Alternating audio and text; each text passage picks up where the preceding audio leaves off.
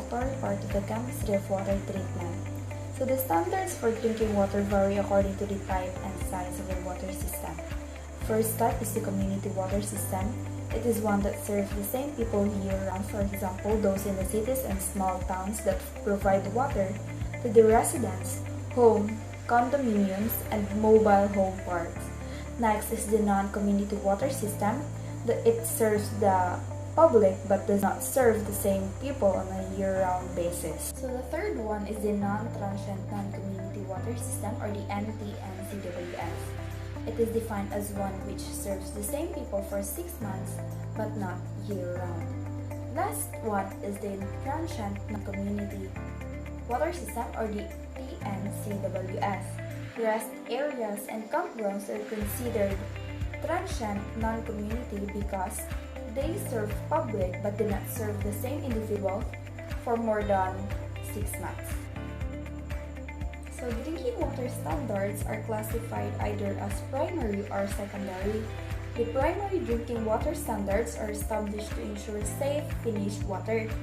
It includes removing the microbiological organisms, disinfection byproducts, organic chemicals, many of which are priority pollutants, or inorganic chemicals, radionuclides, and the turbidity. Secondary drinking water standards are not related to health and are therefore non-enforceable by the US EPA. Secondary contaminants cause a variety of problems that can be categorized as aesthetic, cosmetic, and technical effects. They relate to the aesthetics of the water, making it more desirable to the consumer. So there are rules promulgated by the US EPA. First rule is the groundwater rule. Its purpose is to reduce disease incidents associated with microbial contaminants in drinking water, and it applies to all systems that use groundwater as a source of drinking water. Second is the LT2 Enhanced Surface Water Treatment Rule. The LT2 rule is to reduce illness linked with the contaminant Cryptosporidium and other disease-causing microorganisms. So other rules are the Stage 2 Disinfectants and Disinfection Byproducts Rule, Long-Term 1 Enhanced Surface Water Treatment Rule. Next is the Filter Backwash Recycling Rule, Arsenic Rule, Lead and Copper Rule, Total Coliform Rule, Stage 1 Disinfectants and Disinfection Byproducts Rule, the Interim Enhanced Surface Water Treatment Rule. Lastly, Surface Water Treatment Rule. It seeks to prevent waterborne diseases caused by viruses. The rule requires public water systems that use surface water sources and groundwater sources under the direct influence of surface water to filter and disinfect the water.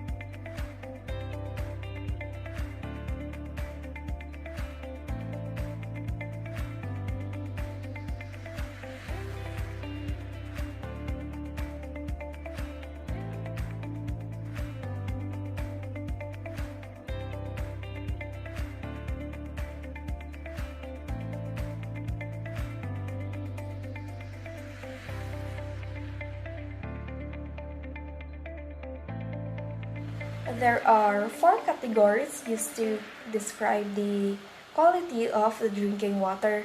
First category is the physical characteristics.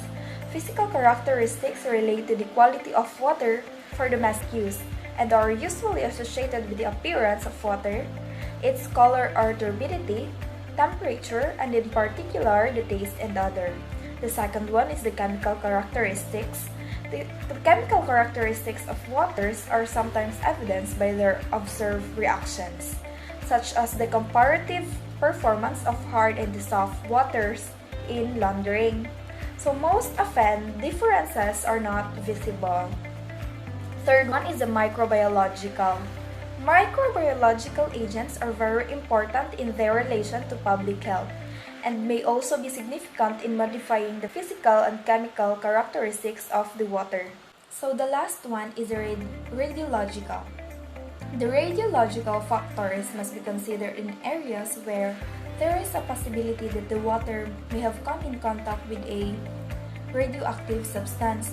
The radionuclides found in drinking water are members of the three radioactive series: the uranium, the thorium, and the actinium.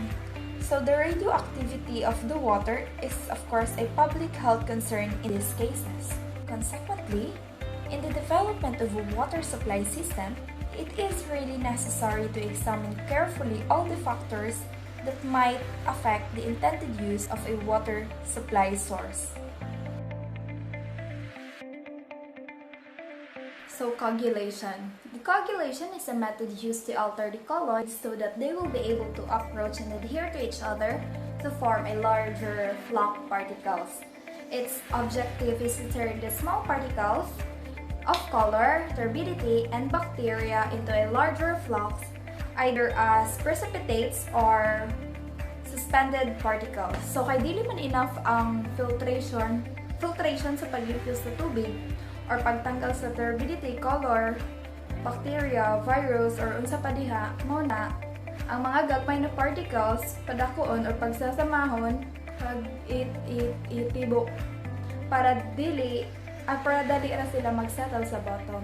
So colloidal particles are small and have negligible mass and large surface area per unit volume, and also it ranges from 1 nanometer to 1 micrometer.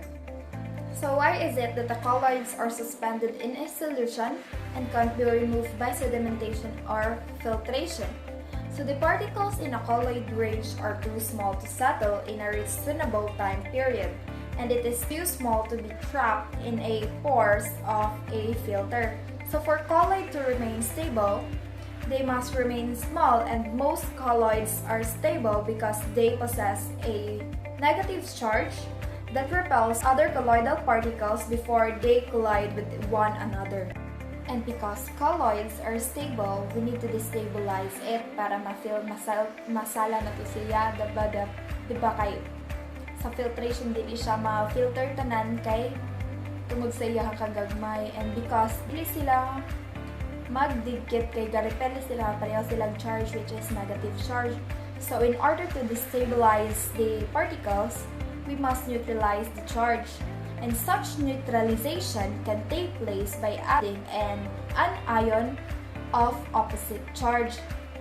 So since most colloids found in the water are negatively charged, the addition of sodium ion, the Na+, should reduce the charge of the colloid. Coagulant is a substance or chemical added to the water for it to undergo coagulation. Example, katong sodium. So there are some key components of coagulants. So first is the trivalent cation. So trivalent cation is the most efficient cation. So trivalent meaning tulo ka valence electrons. Second is the non-toxic.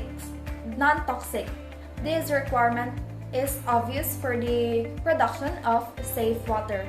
And third is the insoluble in the neutral pH range. So the coagulant that is added must precipitate out of solution so that the high concentrations of the ion are not left in the water. Such precipitation greatly assists the colloid removal process. So the most commonly used coagulants is the aluminum and the ferric iron. So when alum is added to a water containing alkalinity, the following reaction occurs, and such that each mole of the alum added uses 6 moles of alkalinity and produces 6 moles of carbon dioxide.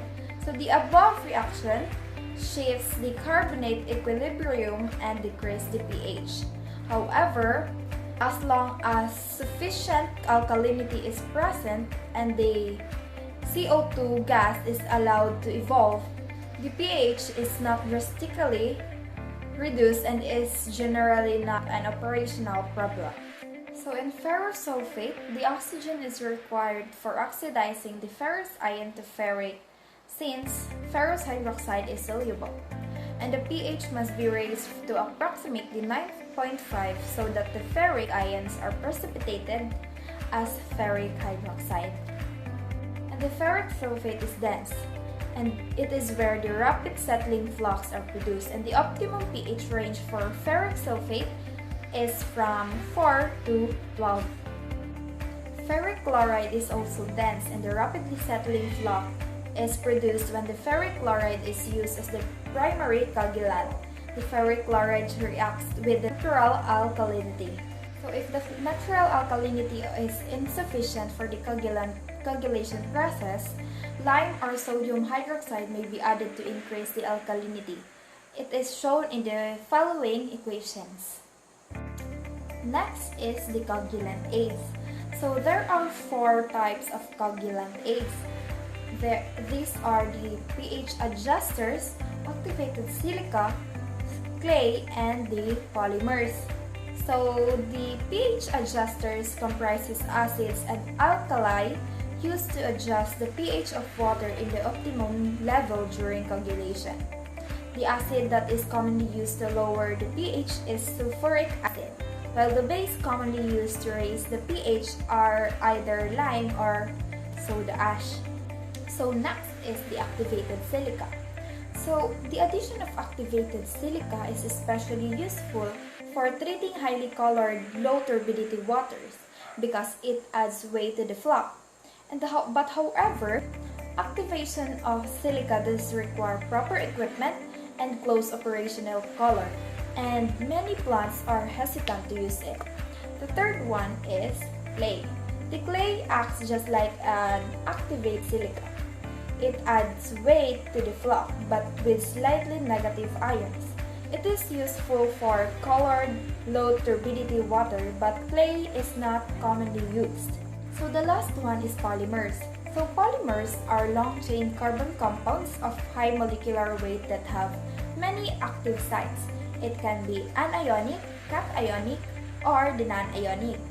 So the active sites adhere to flux, joining them together and producing a larger, tougher flux that settles better.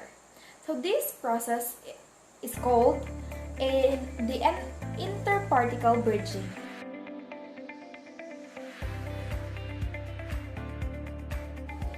So next topic is the water softening. So water softening is the removal of a polyvalent cations from water that causes hardness.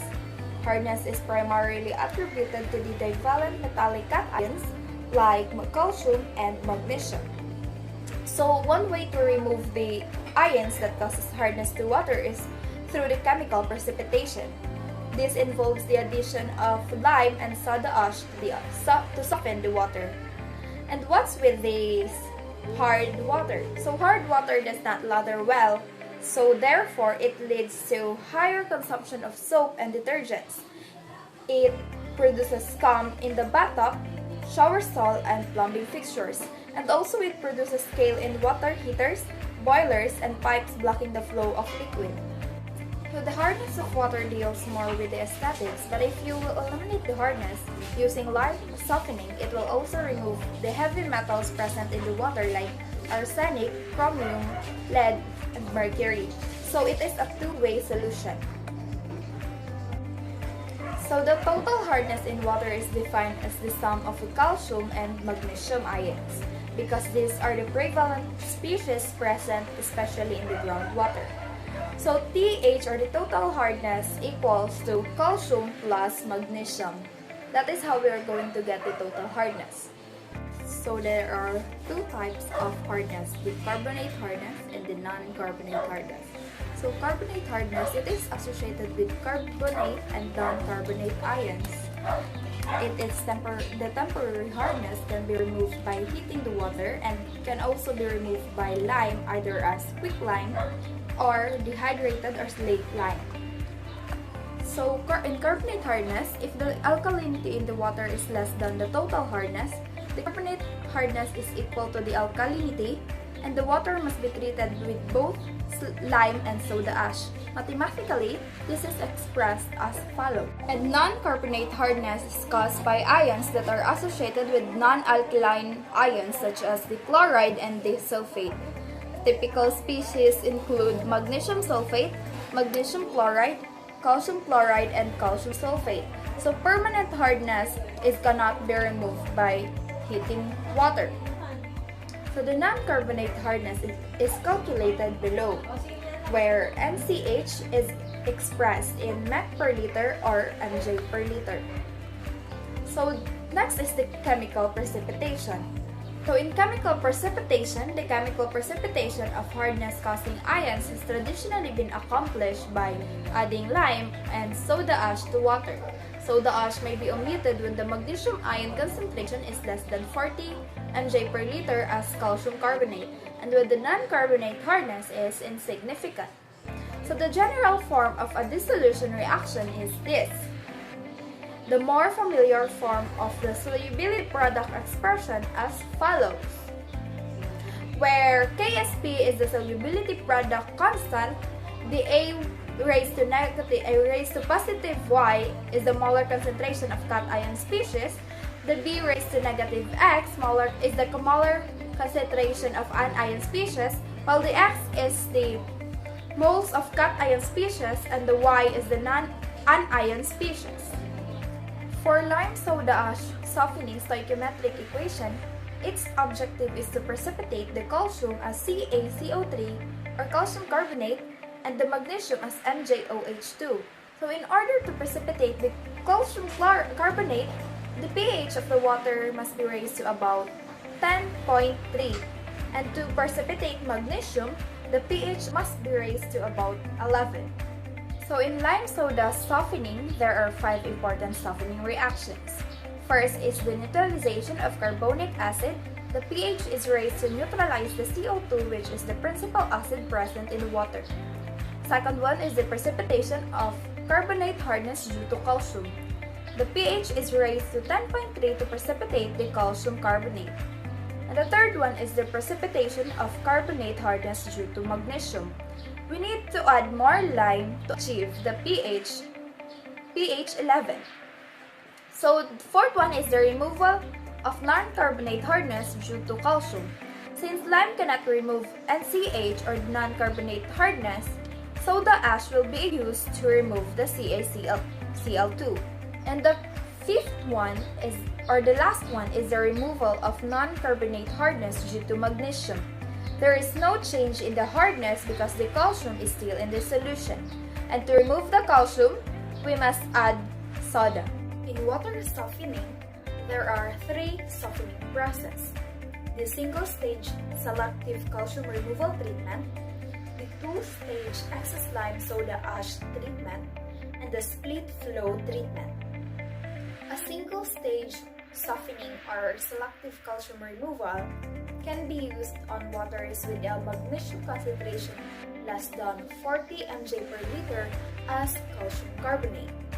The treatment sequence used consists of flash mixing with lime, flocculation, sedimentation, recarbonation, and filtration. Usually, a clarifier is used in this process.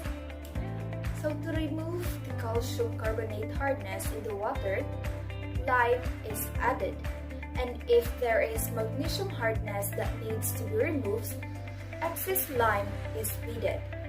While soda ash can be added to remove the non-carbonate hardness. The second process is the 2-stage excess lime soda ash treatment. So the first stage treatment consists of flash mixing of lime, followed by flocculation, sedimentation, recarbonation, and filtration. Flocculatory or clarifiers or solids contact units are often used in place of conventional coagulation, flocculation, and sedimentation. And the second stage treatment involves flush mixing of soda ash, followed by flocculation, sedimentation, recarbonation, and filtration. Soda ash is added to the water for removing calcium non-carbonated hardness. The last process is the split treatment. So softening using a split treatment scheme involves treating a portion of a raw water by excess lime treatment, then blending this softened water with the remaining portion of raw water bypassed.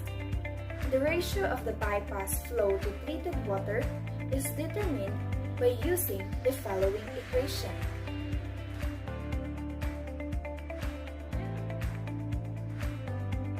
Next topic for the chemistry of water treatment is the mixing and flocculation. So mixing or rapid mixing is the process whereby the chemicals are quickly and uniformly dispersed in water. During coagulation and softening, the chemical reactions that take place in rapid mixing form precipitates. The precipitates formed in these processes must be brought into contact with one another so that they can agglomerate and form larger particles called flocks. This contacting process is called flocculation and is accomplished by slow, gentle mixing. Flocculation involves slow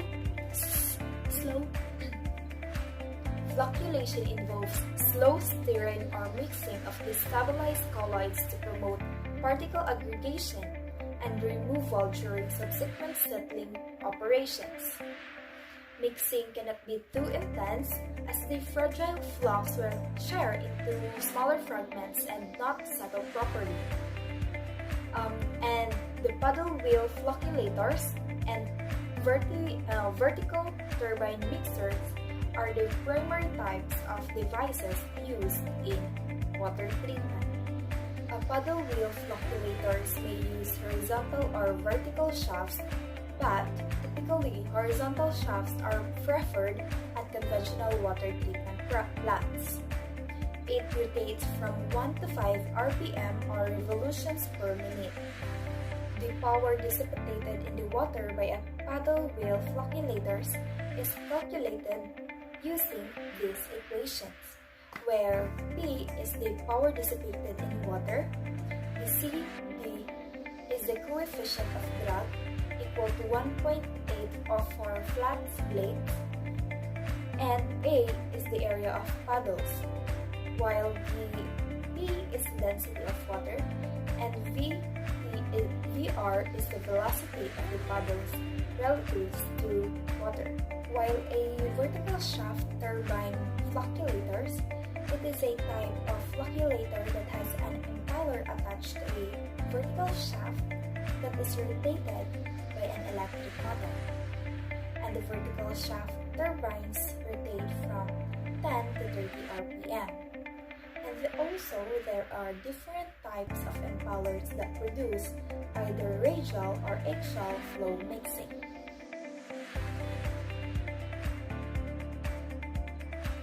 The next topic to be discussed under the chemistry of water treatment is the sedimentation.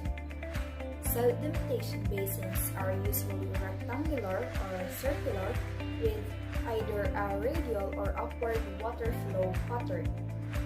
Regardless of the type of basin, the design can be divided into 4 zones: the inlet settling, outlet, and the sludge storage.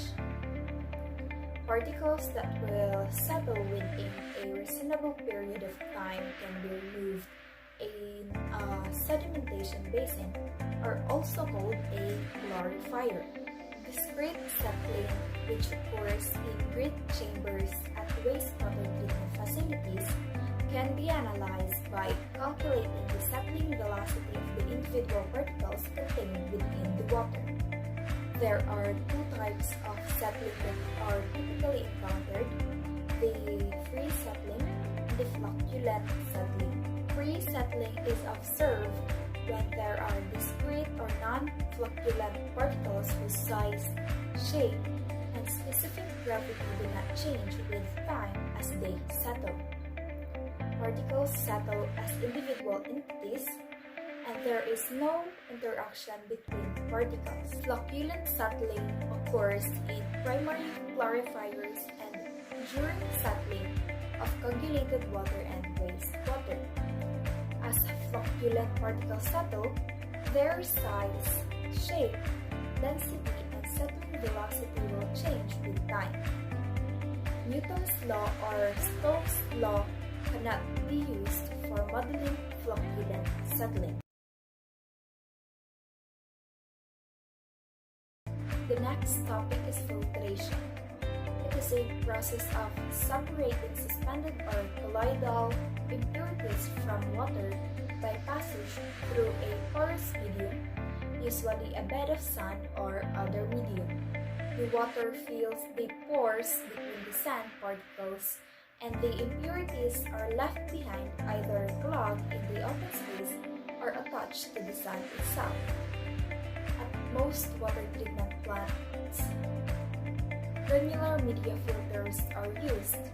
However, membrane processes including microfiltration or ultrafiltration are now being used. There are numerous ways for classifying filters: the gravity filters, the filtration rate, slow sand filters, the rapid sand filters, and the high rare filters or pressure filter. The last classification method is based on the type of media used in filter.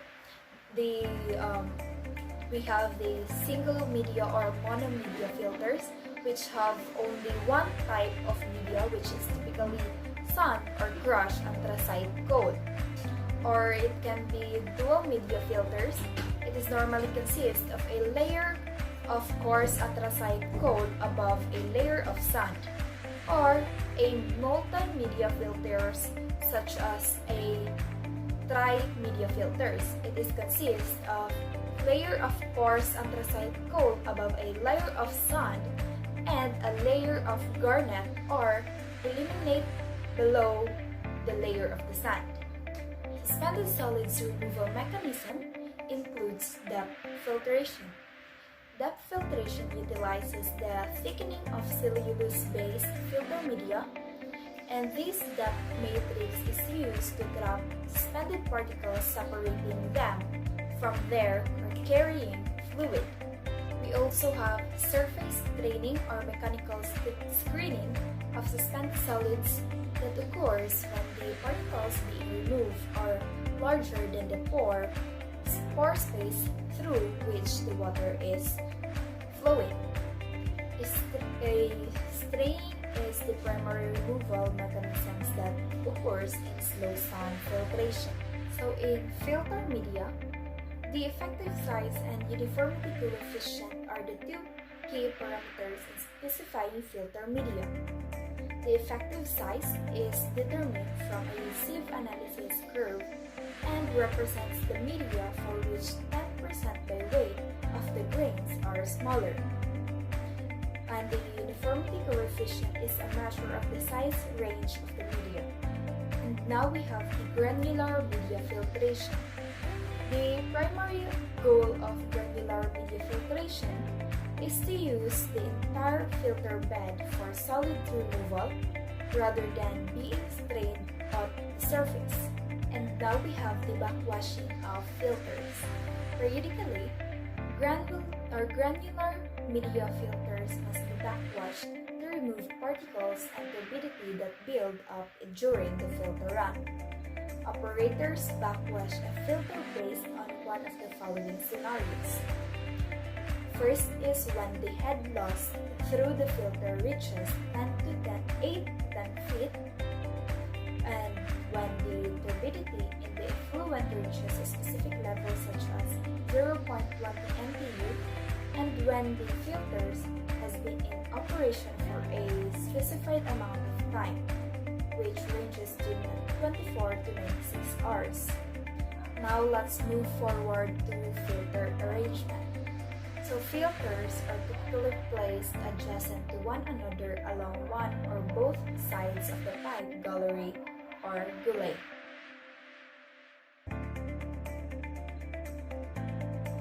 So now let's proceed to another topic, which is the disinfection. So the last treatment step in a secondary plant is the addition of a disinfectant to the treated wastewater. Disinfection practiced at wastewater treatment plant has traditionally been the use of chlorine gas as the primary means of killing pathogens in the water. The goal of disinfection is to inactivate pathogenic organisms such as bacteria, protozoa, and enteric virus that may be present in the water. So here are the major disinfectants used in water industry. So we have the chlorine gas, combined chlorine such as sodium hypochlorite and calcium hypochlorite. We have the chloramines, which is the monochloramine, dichloramine, and the trichloramine. We also have the chlorine dioxide, ozone, and ultraviolet radiation. Chlorine dioxide is a powerful oxidizing agent that has been used primarily to remedy taste and other problems in drinking water. Chlorine dioxide must be generated on site by mixing solutions of aqueous chlorine with sodium. And ozone is one of the strongest oxidants and disinfectants available. It is an allotropic form of oxygen that must be generated on site, typically by passing clean, dry air or oxygen through a high-strength electrical field. And the ultraviolet radiation is generated by mercury vapor arc lamps in a non-chemical means of disinfection. The UV radiation is in the range of 245 to 285 nanometer, is effective against bacteria and viruses. The UV lamps are placed inside of quartz leaves, which are then placed into the water.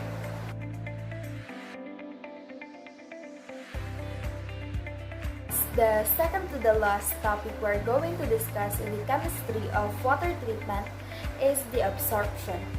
So absorption is a mass transfer process wherein a substance is transferred from the liquid phase to the surface of a solid where it is bound by chemical or physical forces. For the terminology, absorbent is a substance or a solid with an interface where the absorption occurs. An absorbate is a substance trapped in the interface, and the absorptive is the gas or liquid compound that can absorb at the interference of the solid. So the commonly used absorbent for treating wastewater is the activated carbon. And other absorbents are the natural or synthetic zeolites, the natural clay minerals, silica gel and activated aluminum, and we have the silicic acid. Activated carbon is most commonly used absorbent and is particularly suited to the removal of refractory organics. There are two types of this, the powdered activated carbon and the granulated activated carbon. A powdered activated carbon or PAC is fed to the raw water in a slurry or powder and is generally used to remove taste and other causing substances or to provide some removal of synthetic organic chemicals. While a granulated activated carbon or the GAC is added to the existing filter system by replacing the anthracite with GAC, or an additional contractor is built and is placed in the flow scheme after primary filtration. GAC has proposed to be used to remove natural occurring organic matter, and it will typically last for only 90 to 120 days until it loses its absorbent capacity.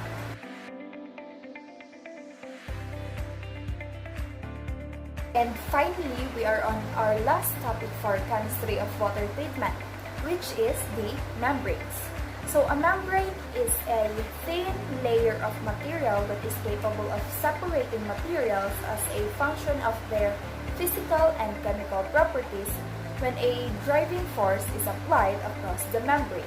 In the membrane process, the feed stream is divided into two streams, the concentrate or reject stream and the permeate or product stream as shown in this figure. The membrane is at the heart of every membrane process and can be considered a barrier between the feed and the product water that does not allow certain contaminants. So let us know more about membranes. So there is a pressure drop across the membrane called the transmembrane pressure or TMP that must be overcome by the water feed pump. And the performance of or efficiency of a given membrane is determined by its selectivity and the applied flow. Also, the efficiency is called the flux and is defined as the volume flowing through the membrane per unit area and time. The selectivity of a membrane toward a mixture is expressed by its retention, which is big capital letter R. Membranes can be described by a variety of criteria including membrane pore size, the molecular weight cutoff, the membrane material and geometry, the targeted materials to be removed, the type of water quality to be treated, and the treated water quality.